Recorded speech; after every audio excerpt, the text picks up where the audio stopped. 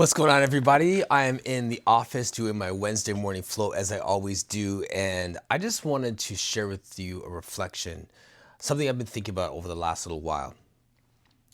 On Sunday, I got word that there was some situations that happened in the community, so I'm going to give you a rundown of my last 2 days. On Monday morning, I went to ErinMillsTC Town Center. I decided that I'm going to make that my work from remotely spot. So I enjoy the food court in ErinMillsTC Town Center. So I decided I'm going to go there, grab my journal, and that will be my spot to hang out for the day, respond to emails, do a couple meetings. My first meeting was with Metrolinx. And for those of you who know the journey that Pat Sato has had, the former counselor, with getting all-day two-way go to Meadowvale, it's been the longest journey ever, and they had no update for me. Nothing new is happening on it.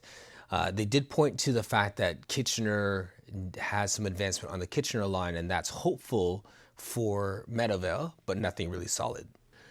What was encouraging, though, was we had a conversation around the use of the parking lots. How can we activate those spaces? So we're looking at farmers markets, food truck festivals. I wanted to encourage them to do more stuff to activate those spaces since they're not being used for parking for all day two-way go. Since I was in the mall, I got an email from the manager of the mall who was with the VP saying that they'd like to meet with me for lunch. So we planned an impromptu lunch meeting to discuss the break-ins that have happened. There has been at least 5 smash and grabs at ErinMillsTC Town Center, and I wanted to reassure our residents that this is a safe space and I reclaim it. I think it's a beautiful space, and we are going to continue to work strategically to address the smash and grabs and the jewelry heists that are happening in that space. So our meeting was with the general manager, VP, and I was able to reach out to Josh Colley, who is the staff superintendent for Division 11, and Melanie Kelly, who is a community liaison officer. And we all met up, impromptu last minute meeting, and discussed what we can do. So we got some great strategies. And it's interesting that when you do things through relationships, the needle moves faster.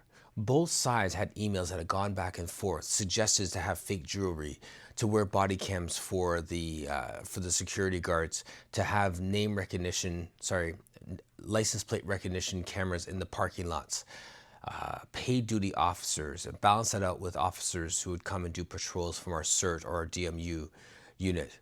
All these things have been on the table, but we finally were able to take action on those. So we will see a change in behavior at ErinMillsTC Town Center as a result of the increased police presence and partnership with the communities.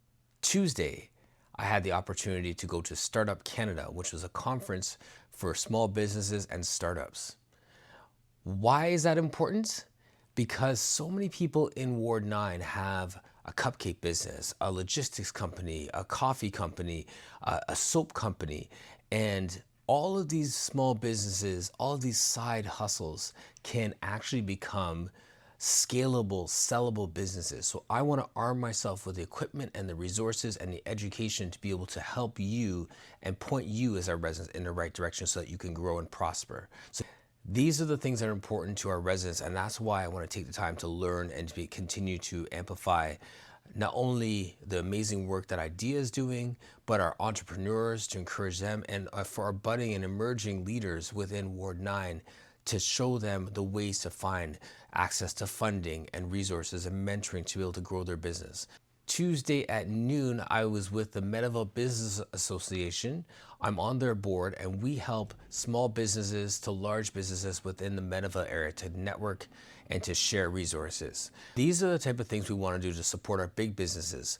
Ward 9 is not only Meadowvale and Central Erin Mills, but it's the Meadowvale Business Park. So how are we supporting those businesses so that they can stimulate growth, get more jobs in the area so that people have more income considering the climate that we're in? All of these pieces come into play. So I want to learn more about that. I want to help support the MBA. I'm the vice chair there, so we will continue to do partnerships with like the Canadian Brew House for an after work mix and mingle. So stay tuned for that. Tuesday evening, there was a teacher's night at the Adamson Estate. They were doing a museum and an educational component, and they wanted to have teachers to come through and talk with our amazing staff about how they could integrate this history component into their curriculum. I'm so passionate about Mississauga's history being told, about our Black and Indigenous and our racialized communities' stories being told. And even as our staff were saying last night, because a lot of the stories are oral history, our music, our art, they were not always considered legitimate or authentic history, so they were not documented in the same ways as traditional history. So this is an opportunity to share Mississauga's stories and to get our teachers getting it into the classrooms. So it's a fantastic initiative of the City of Mississauga. So thank you for that. And it was great to go and support that beautiful estate and the amazing exhibit that's happening. All of these events are on ward9.ca. Sign up for the newsletter, see what's happening in current events. I want to point every individual back to ward9.ca so you could see what's going on. The last thing that happened on Tuesday was I went out at around 10:45 p.m. I appreciate all of the emails and all of the messages on different social media platforms about the fireworks happening, the locations where people are illegally putting fireworks off in the public parks and after 11 p.m. on personal property. Consider it a good neighbor patrol. I just wanted to go out, inform people about what's going on and how the restrictions are going to increase. I made a post about being able to call 905-896-5040, which is corporate services.